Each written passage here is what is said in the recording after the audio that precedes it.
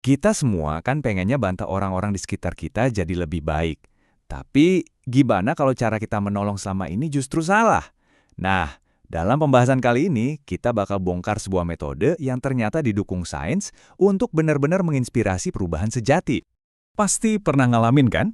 Kita lihat teman atau anggota keluarga lagi kesulitan, terus dengan niat paling baik sedunia, kita coba bantu. Tapi entah kenapa, mereka malah jadi defensif dan situasinya malah jadi makin runyam. Tenang, ini bukan salah Anda sepenuhnya. Dan ternyata ada penjelasan ilmiah yang keren banget di baliknya. Ya kan? Naluri pertama kita pas lihat ada masalah, itu langsung jadi sang mekanik.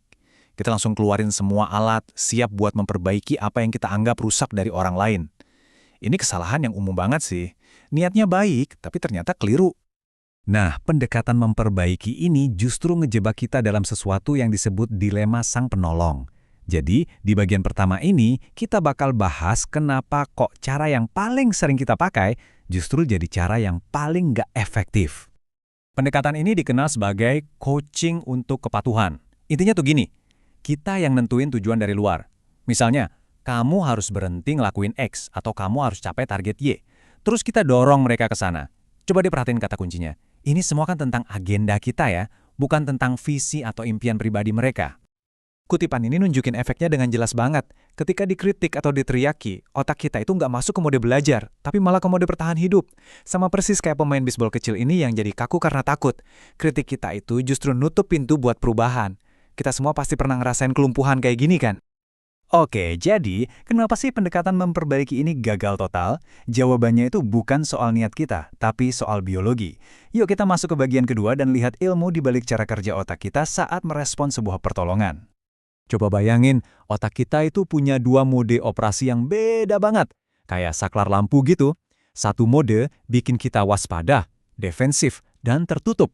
Satunya lagi bikin kita jadi terbuka, kreatif, dan siap buat tumbuh. Nah, ngerti saklar mana yang kita nyalain di otak orang lain? Itu kuncinya. Waktu kita coba memperbaiki seseorang, tanpa sadar kita itu lagi nyalain saklar negatif NEA. Ini adalah mode bertahan hidup purba di otak kita. Jadi, meskipun kita cuma ngasih saran soal kerjaan, otak mereka bisa nanggepin seolah-olah lagi lihat ancaman nyata. Akhirnya, respon lawan atau lari pun aktif. Dan pas otak ada di mode NEA ini, semua energinya itu dialihin buat bertahan hidup. Kreativitas langsung anjlok, keterbukaan hilang, dan kemampuan buat belajar hal baru itu ya ketutup rapat. Singkatnya mustahil buat seseorang berubah jadi lebih baik waktu mereka merasa terancam. Oke. Jadi kalau fokus ke masalah malah memicu mode bertahan hidup dan nutup pintu perubahan, terus solusinya apa dong? Jawabannya ada di bagian ketiga ini, dan mungkin bakal bikin Anda kaget. Solusinya bukan dengan ngelihat masalah di depan mata, tapi dengan ngelihat sebuah impian di kejauhan. Ada cerita keren dari seorang guru bernama Kyle Schwartz. Ini contoh yang pas banget. Dia menghadapi kelas yang penuh tantangan, tapi alih-alih nanya, kenapa PR kalian nggak selesai, dia mengubah total pertanyaannya.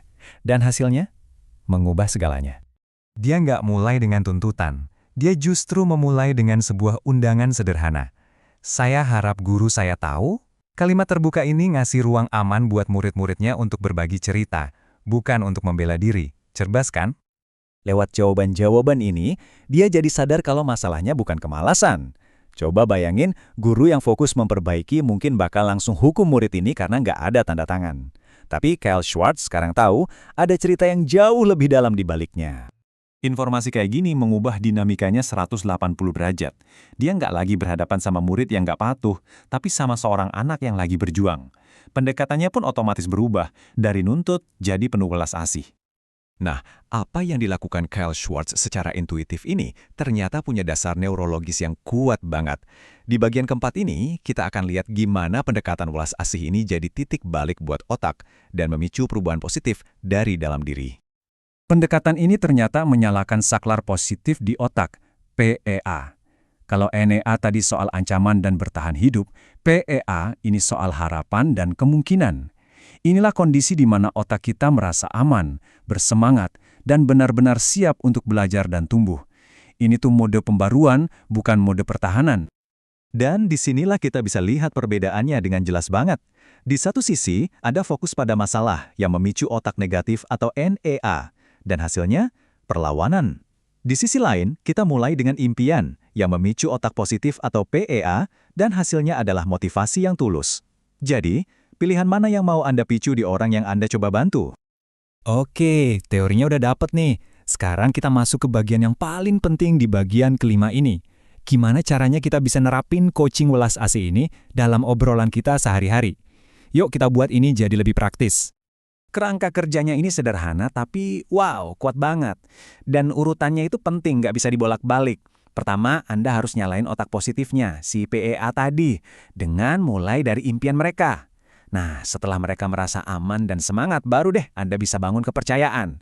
Dari situ, biasanya pintu menuju kemungkinan-kemungkinan baru akan kebuka dengan sendirinya. Dan yang paling penting, ini tuh bukan cuma teknik buat para bos atau pelatih profesional loh. Ini adalah keterampilan komunikasi yang mendasar banget. Baik Anda orang tua yang lagi ngobrol sama anak, guru sama murid, atau sekedar teman yang peduli, pendekatan ini bisa mengubah total kualitas interaksi Anda. Jadi, inilah inti perubahannya. Berhenti jadi pemecah masalah dan mulailah jadi penginspirasi impian. Lain kali Anda mencoba bantu seseorang, coba deh tahan dulu keinginan untuk langsung memperbaiki. Alih-alih, coba ajukan pertanyaan ini. Kalau semua batasan hilang, masa depan luar biasa seperti apa yang kamu impikan? Jawabannya mungkin akan mengejutkan Anda berdua.